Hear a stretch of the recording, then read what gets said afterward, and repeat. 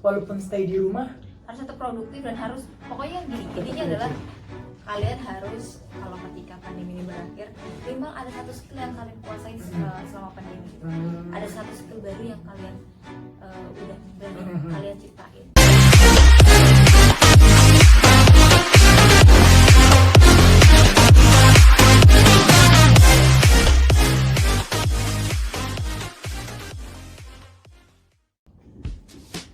Assalamualaikum warahmatullahi wabarakatuh. Welcome to my channel Laris Fukman.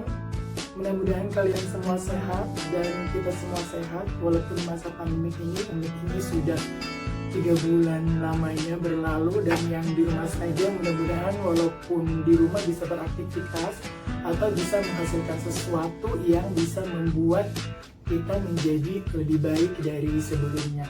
Nah, tentunya saya ditemani oleh Mbak Melsa ini sebagai narasumber. Dia adalah salah satu karyawan di perusahaan yang ada di Jakarta Selatan tentunya, dan dia itu dari mana? Dari Bekasi ya? Ya, dari Bekasi. Silakan perkenalkan diri. Halo, saya Melsa. Saya saat ini masih bekerja di salah satu perusahaan swasta di Jakarta Selatan. Dan kebetulan kan Jakarta Selatan itu jadi zona merah ya. Ember. Jadi ini Pertama kalinya menjadi zona merah. ya, jadi ini benar-benar salah satu strategi juga gimana sih caranya bisa survive di keadaan yang kayak gini, di keadaan yang benar-benar lagi kurang oke buat semuanya, buat semua kalangan deh pokoknya. Kurang kondusif. Iya, sebenarnya. Sudah perkenalannya, namanya Mbak Melsa, tentunya dia dari Bekasi jauh-jauh loh. Bekasi termasuk zona merah juga ya? Iya, termasuk zona merah, tapi kebetulan rumahku tuh nggak zona merah karena rumahku tuh kebetulan tertib banget.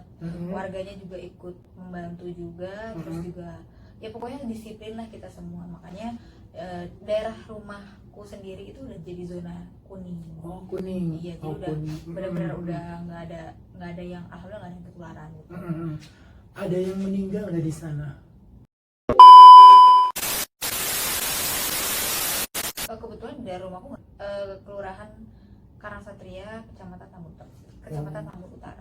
Oh, berarti Kecamatan Tambun Utara itu bebas ya, atau zonanya zona hijau? Sebenarnya sih ya nggak tahu juga ya, cuma di daerah rumahku nggak ada yang tertular, alhamdulillahnya gitu. Semoga sih emang benar nggak ada. Nah, dari kejadian kondisi yang sekarang udah dilonggarin PSBB, semoga nggak meningkatkan kasus baru. Nggak menambah kasus baru di COVID-19. Oh ya, saya dengar berita tentang Semarekon itu sebenarnya dekat gak dengan rumahnya Bang? Dekat. Oh, dekat banget ya. Dan kemarin kan Pak Jokowi sendiri yang akan membuka di mall Semarekon itu, tapi dengan catatan tertentu, yaitu dengan mengutamakan protokol kesehatannya. Menurut pendapat pemirsa sendiri gimana? Sebenarnya sih kalau menurut aku ya, dari segi ekonomi memang harus terus berputar dan berjalan, karena ya gimana lagi gitu kan, karena kita juga butuh pemasukan, butuh makan untuk sehari-hari, butuh biaya lah untuk sehari-hari gitu kan. Kalau misalkan ekonomi nggak berputar, ya kita akan stuck di situ aja. Tapi kita tetap harus mematuhi protokol yang ada. Misalkan kita keluar harus pakai masker, terus kurangi juga kalau misalkan keluar ya udah yang penting-penting aja, yang memang mau dibeli, dan kurangi untuk kumpul-kumpul. Biasanya anak-anak muda tuh benar-benar senang banget ngumpul di kafe. Iya, aku juga sih dulu pas masih masa muda gitu kan, senang banget. Memang pernah muda, Bu? Pernah dong, walaupun sekarang juga masih muda.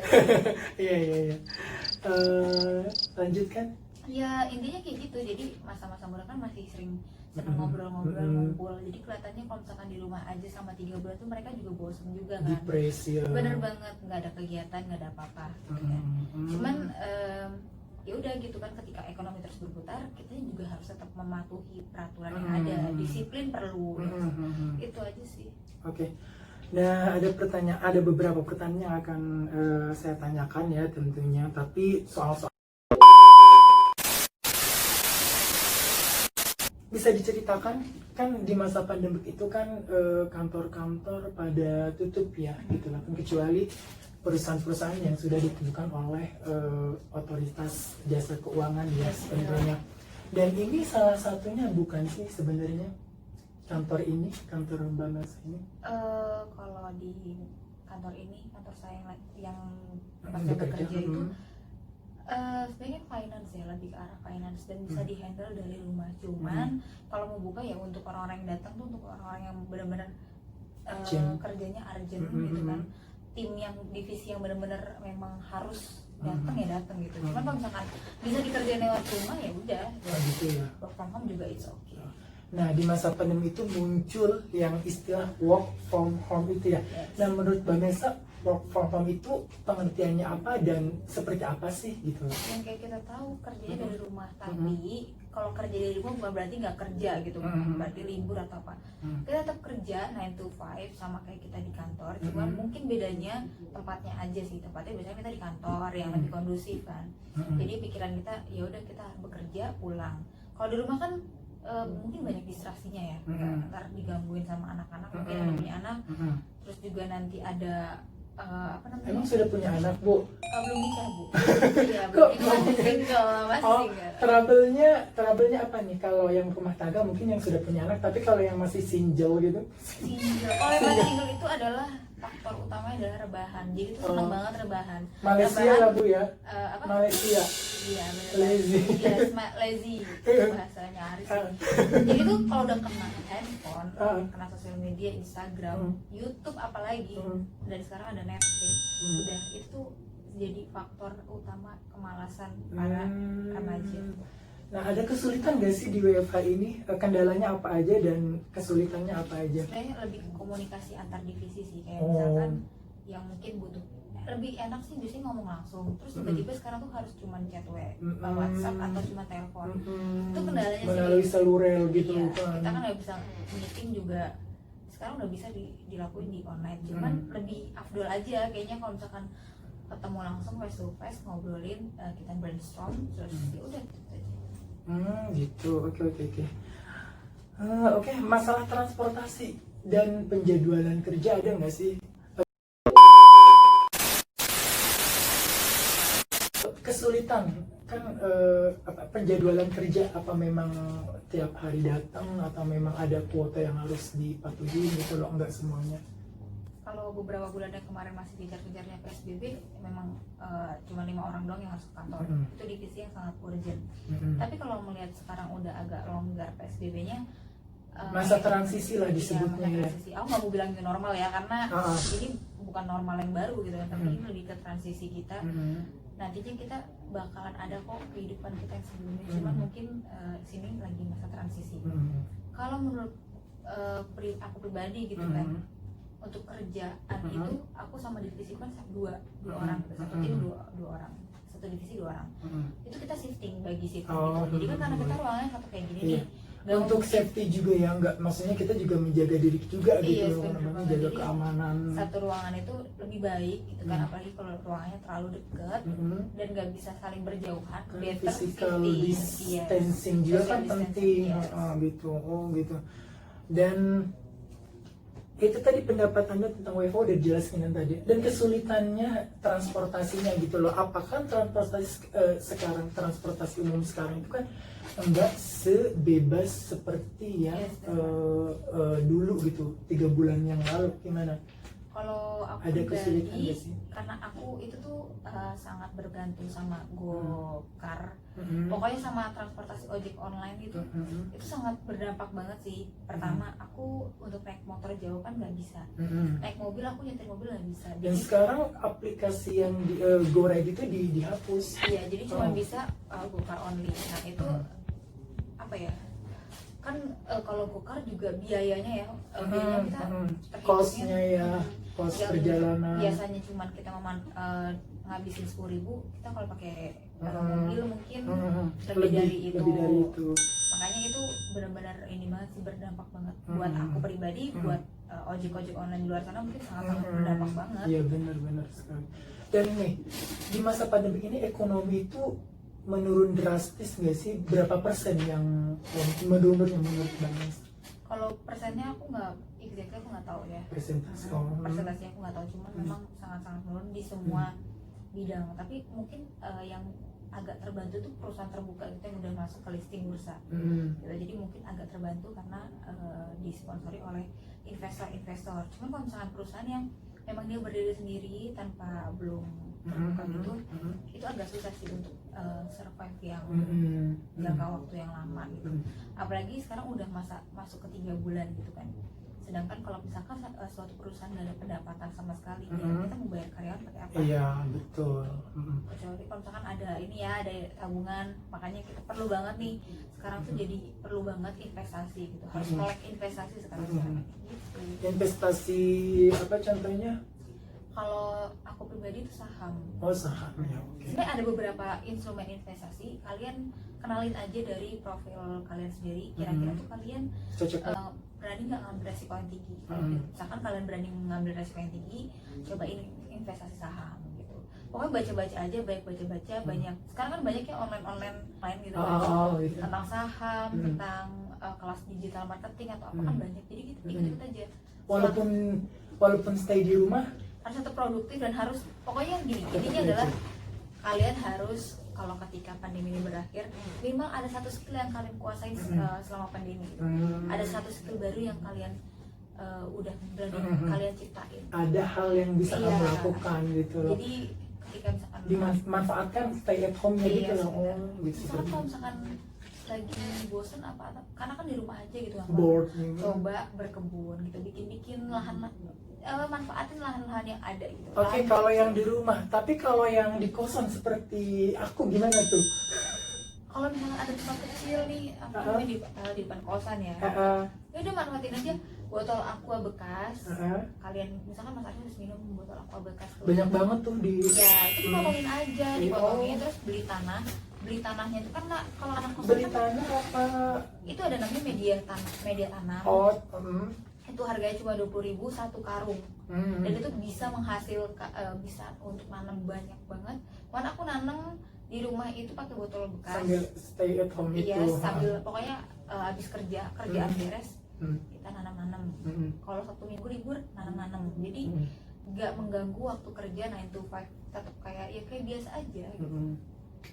Oke, Mbak Melsa, apa sih yang WFH ya nih terkaitan dengan WFH? Apa yang bisa dikerjakan WFH dan apa yang nggak bisa gitu loh? Salah satu contoh aja gitu. Kalau misalkan aku pribadi semuanya bisa dihandling di 2 tempat gitu, di kantor maupun di rumah. Cuman mungkin memang ada satu misalkan meeting urgent itu harus tetap ketemu gitu. Misalkan yang benar-benar butuh Gitu. tanda tangan ibu gitu kan.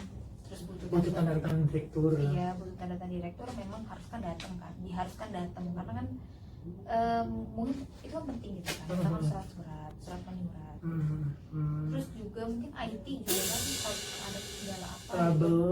Iya di kantor itu juga harus datang, jadi ya itu aja sih. Jadi menurut Mbak Melsa yang semua pekerjaan bisa dikerjakan di WFH kalau pekerjaan Mbak Melsa gitu kan? Yes. Oh gitu. Oke. Pendapat tentang nih rumor-rumor atau tentang apa isu-isu yang terjadi masa pandemi tentang pemerintahan yang apa namanya yang unkonsisten gitu loh. Terus kayak peraturan seperti kemarin pas Ramadan kemarin mudik, suatu saat mengatakan mudik boleh dan suatu saat juga mengatakan mudik tidak boleh, atau seperti apa pendapatnya? Sebenarnya sih aku netral ya. Melihat pemerintah itu sebenarnya juga bingung juga kali ya menetapkan kebijakannya seperti apa. Ketika dia mengambil kebijakan A, mungkin harus ada sesuatu yang dikorbankan. Misalkan kita harus lockdown nih selama 3 bulan gitu kan, otomatis ada sesuatu yang kita harus korbankan. Pertama itu ekonomi gitu kan. Ekonomi mungkin kita akan pelan-pelan akan jatuh, tapi setelahnya kita udah berkurang nih yang kena gitu kan, positif si COVID ini sudah mulai recovery gitu. Tapi memang pelan-pelan banget ya untuk recovery. Ekonominya tuh recovery harus pelan-pelan banget. Yang penting kita ekonomi nggak menuju ke depresi. Walaupun kita udah kita masih di tahap yang masih bisa dihandle lah ibaratnya seperti itu. Nah, kalau untuk saham sendiri kira-kira mengalami penurunan apa memang gimana kan? Ada saham yang kuat gitu kan. Ya contohnya bank ya itu kan semakin kuat gitu kan. Tapi ada juga yang turun. Memang sih semuanya kedampak ya. Bursa saham juga semuanya kedampak. Cuman investasi ini adalah mengajarkan kita untuk Kalau misalkan kita punya uang, kita investasi itu mindsetnya untuk jangka panjang. Jadi kalau masa-masa kayak gini ya udahlah, masa kayak ini cuma kerikil lah lagi lewatin tetap biasa. maksudnya tetap bertahan Iya, gitu ya. tetap bertahan. Jadi Pertahankan jangan sampai tergoyahkan. Maksudnya kayak berpikir karena masa pandemi ini, aduh uang aku kemana, nggak gitu juga kan ya gitu. Dan satu hal lagi, investasi itu harus menggunakan uang yang benar-benar nggak kepake dalam jangka waktu lama. Kalau misalkan itu uang kepake, 2 tahun lagi akan kepake, itu jangan. Better jangan. Jadi kalau misalkan ada kejadian Minimal berapa tahun gitu kalau misalnya kita punya uang nih, ini dalam jangka waktu berapa tahun yang harus diinvestasikan gitu. Minimal, paling minimal ya, ini sebenarnya nggak ada waktunya, cuman rata-rata orang-orang tuh 5 tahun untuk melihat hasil pun 10 tahun ke depan gitu. Jadi kalau misalkan baru 1 tahun investasi terus ngelihat kok gue nggak perkembangannya nggak ini, semua tuh ada prosesnya gitu. Warren Buffett aja, bapak ekonomi aja, dia perlu waktu yang 11 tahun loh untuk bisa dapat uang banyak gitu kan. Jadi kalau misalkan baru 1 tahun investasi terus melihat duitnya tidak bertambah, itu aja ya. Coba mindsetnya dirubah. Kalau investasi itu harusnya jangka panjang, bukan jangka pendek. Iya gitu. Oke deh, kan mengenai Ramadan ya, mohon maaf melenceng gitu kan. Pasti perbedaan ada lah ya, perbedaan dari tahun sebelumnya dan tahun sekarang gitu. Dan yang Mbak Nesa rasakan yang paling signifikan apa, perbedaan yang paling bener-bener apa gitu loh, yang paling banyak, kok tahun kemarin aku bisa begini dan sekarang yang membuat sedih atau yang membuat pengen seperti tahun yang lalu, apa kira-kira? Feeling Ramadan tuh kayak sekarang tetap Ramadan, cuma mungkin kalau dulu kan boleh sholat tarawih bareng ya, kalau sekarang kan nggak boleh. Terus juga biasanya yang biasanya kalau aku Bukan nggak boleh di rumah, ibadah di rumah aja. Biasanya kan kita dengan ceramah bareng-bareng gitu kan di masjid. Sekarang harus di rumah aja, dengernya mungkin via online. Terus juga biasanya kan aku perantau, biasanya aku mudik gitu. Ya tahunnya pasti itu mudik, ngerasain macet-macetan di jalan gitu kan. Sekarang walaupun macet-macetan tapi tetap seruannya yang tahun yang lalu lah. Iya, maksudnya ada feeling serunya tuh kayak kalau mudik tuh nggak bisa bahagia banget ya. Walaupun dengan penderitaan yang begitu, Iya, macet-macetan di jalan, tapi panas-panasan. kalau udah ketemu kampung halaman itu Kampung halamannya di mana kira-kira? aku di Cilacap, Jawa Tengah, Purwokerto. Jawa Tengah. Itu nggak di Jawa Timur ya? Sekarang jadi kasus tertinggi loh per harinya di sana. Kita bisa mencontoh Tegal sih. Tegal itu dari awal tuh pas ada kasus ini langsung di lockdown, dan benar-benar nggak ada yang kena gitu, nggak ada terinfeksi. Alhamdulillah, dia tuh benar-benar bagus banget kebijakannya. Dan menurut Mbak Melsa, kira-kira pandemi ini selesai tuntas itu di bulan apa, atau prediksi pribadi gitu? Kalau virus ini yang aku baca-baca memang hilangnya tuh akan lama. Obatnya pun akan lama diciptakan, cuman dari kita sendiri tuh gimana sih caranya untuk tetap bertahan. Ya udah, kita harus jaga kesehatan, jaga kebersihan. Yang penting itu sih, jangan ngumpul-ngumpul dulu gitu kan. Karena kita nggak tahu kan siapa yang membawa carrier gitu kan. Mungkin ada teman kita, salah satu teman kita yang OTG, orang tanpa gejala, tapi dia nggak merasa kalau dia tuh sebenarnya ada terus ngumpul nih, ngomong gitu kan, jadinya social distancing nggak ada gitu kan. Iya. Oke. Dan satu lagi nih kan, kalau Mbak Melsa alhamdulillah ya tidak mengalami hal-hal yang seperti yang buru-buru pabrik yang dialami gitu, seperti di Cikarang atau di Tangerang itu mengalami PHK besar-besaran gitu. Nah, menurut pendapat Mbak Melsa, kenapa perusahaan meng-PHK itu, dan apa yang Mbak Melsa rasakan ketika menjadi salah satu karyawan di perusahaan yang terjadi PHK besar-besaran, Ramayana segala macam gitu? Gimana ya?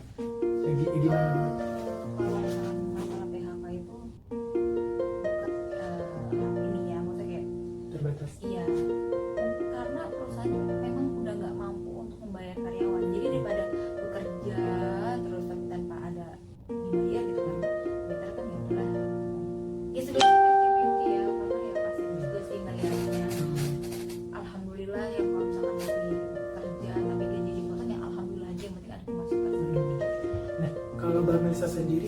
ada perbedaan sih, perbedaan pendapatan lah ya gitu, sebelum pandemi dan setelah pandemi. Ada, jelas Ya, bukan ada. setelah sih, maksudnya ketika pandemi lah ya. Jelas ada. Biasanya kan aku juga side job di luar gitu kan. Mm-mm. Tapi sekarang kan kosong. Nah, side jobku tuh biasanya event-event. Nah, event itu semuanya cancel sampai tahun depan. Gitu. Jadi ya sedih juga sih biasanya apa namanya ada tambahan uang ya. Jadi kalau mau Ada beli tambahan income gitu. iya, jadi kita bisa nabung lah sedikit-sedikit sekarang. Mumpung masih muda lah ya. Masih muda. Tapi alhamdulillah kita syukuri aja. Yang sedikit kita syukuri, yang besar kita syukuri. Dan saran-sarannya buat para viewers yang ada di sana, tentunya di masa pandemi itu harus bagaimana gitu? Ya pokoknya kalau di masa-masa kayak gini tuh sabarnya harus lebih banyak, kreatifnya harus lebih oke, ditingkatkan juga. Pokoknya yang penting adalah orang-orang yang bisa survive itu adalah orang yang bukan bisa survive, maksudnya kayak kita semuanya juga lebih terdampak. Tapi gimana cara kita tetap Bukan hanya di negara Indonesia Iya. ya tentunya. jadi kita tetap produktif, tetap kreatif, tetap ya udah, apa namanya menjalani kehidupan tidak sabar. Apalagi yang bisa kita lakuin kalau misalnya kita nggak sabar dan berdoa sama yang di atas. Iya. Sesuai kepercayaan masing-masing. Iya. Gitu. Oke deh, makasih banyak. Tentunya banyak sekali hal-hal yang kita dapatkan dari perbincangan ini. Mudah-mudahan ya gitu. Dan Oh ya, mudah-mudahan. saya juga seneng banget tuh diajak Collab. ngomong-ngomong gitu sama youtuber favorit semua orang. Amin. Dan jangan lupa subscribe ya, tentunya Instagramnya nanti kita munculin ya Instagramnya di bawah ini gitu. Tentunya. Jangan aku nggak Oh kenapa? Oke, wabillahi taufiq walhidayah. Wassalamualaikum warahmatullahi wabarakatuh. Bye.